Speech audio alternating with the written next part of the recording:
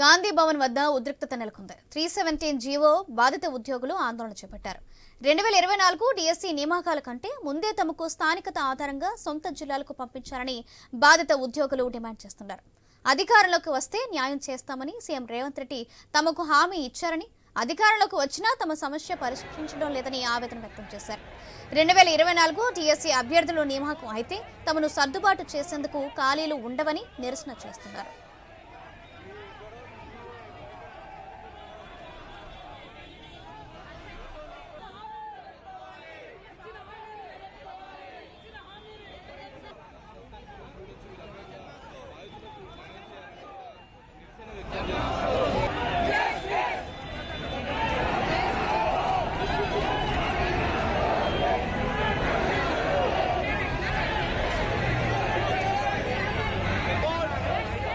గాంధీ భవన్ వద్ద ఉద్రిక్తత నెలకొంది. 317 జీవో బాధిత ఉద్యోగులు ఆందోళన చేపట్టారు. 2024 డిఎస్సి నియామకాల కంటే ముందే తమకు స్థానికత ఆధారంగా సొంత జిల్లాలకు పంపించాలని బాధిత ఉద్యోగులు డిమాండ్ చేస్తున్నారు. అధికారంలోకి వస్తే న్యాయం చేస్తామని సీఎం రేవంత్ రెడ్డి తమకు హామీ ఇచ్చారని, అధికారంలోకి వచ్చినా తమ సమస్య పరిష్కరించడం లేదని ఆవేదన వ్యక్తం చేశారు. 2024 డిఎస్సి అభ్యర్థుల నియామకం అయితే తమను సర్దుబాటు చేసేందుకు ఖాళీలు ఉండవని నిరసన చేశారు.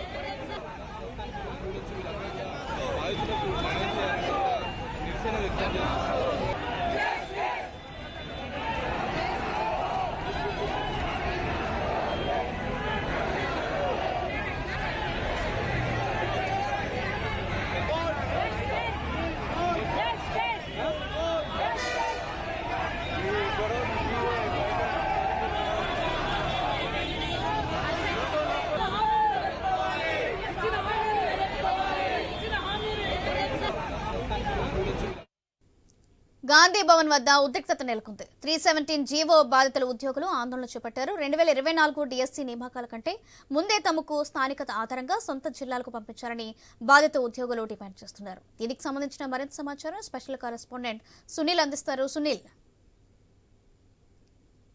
బాధితులు గాంధీ భవన్ ముట్టడికి పిలుపునిచ్చారు. ఈ రోజు ఉద్యోగ ఉపాధ్యాయ జేఏసీగా ఏర్పడి గాంధీ భవన్ వరకు ఆందోళన వాళ్ళందరూ గాంధీ భవన్ ముందు బైఠాయించి నిరసన తెలుపుతున్నటువంటి పరిస్థితి.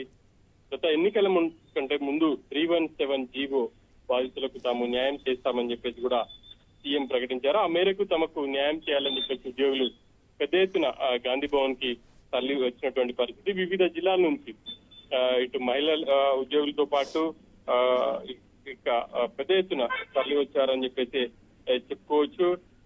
గతంలో అంటే 2004 కంటే ముందు ఉన్నటువంటి స్థానికత ఆధారంగా సొంత జిల్లాలకు పంపించాలని చెప్పేసి కూడా ఉద్యోగులు డిమాండ్ చేస్తున్నటువంటి సిచ్యువేషన్ అయితే ఉంది. అధికారంలోకి వచ్చిన తర్వాత న్యాయం చేస్తామని చెప్పేసి రేవంత్ రెడ్డి ప్రకటించారు. ఆ మేరకు తమకు న్యాయం చేయాలి, ఇప్పటికే తమను వివిధ జిల్లాలకు బదిలీ చేశారు. అదేవిధంగా స్పౌస్ బదిలీలకు సంబంధించి కూడా తమకు సంబంధించి ఎటువంటి యాక్షన్ తమకు వ్యతిరేకంగానే వాళ్ళు వ్యవహరించారు అని చెప్పేసి కూడా ఉద్యోగులందరూ ఆరోపిస్తున్నారు. ఖచ్చితంగా ఈ డిఎస్సి కంటే ముందుగానే సర్దుబాటు చేస్తే ఇబ్బంది ఉండదు అని చెప్పేసి కూడా ఎక్కువ మంది ఉపాధ్యాయులు చెప్తున్నారు. ఇక ప్రభుత్వం కొద్ది రోజుల్లోనే 11,000 టీచర్ పోస్టుల భర్తీకి సంబంధించి దశలోపే భర్తీ చేయాలని చెప్పేసి అనుకుంటుంది. కాబట్టి అంతకంటే ముందుగానే తమని సొంత జిల్లాలకు పంపిస్తే ఆ తర్వాత ఎటువంటి ఇబ్బందులు సమస్యలు తలెత్తవు అని చెప్పేసి ఉపాధ్యాయుల వాదనగా ఉంది. మరి ప్రభుత్వం ఎటువంటి నిర్ణయం తీసుకుంటుంది అనేది చూడాలి. ఇప్పుడైతే గాంధీ భవన్ వద్ద ఒక ఉద్రిక్తమైన పరిస్థితి అయితే నెలకొందని చెప్పేసి చెప్పుకోవచ్చు. పెద్ద ఎత్తున ఇటు ఉపాధ్యాయులు అయితే తరలి వచ్చారు. పోలీసులు కూడా బ్యారికేడ్స్ ఏర్పాటు చేసి వాళ్ళని అడ్డుకునే ప్రయత్నం చేస్తున్నారు.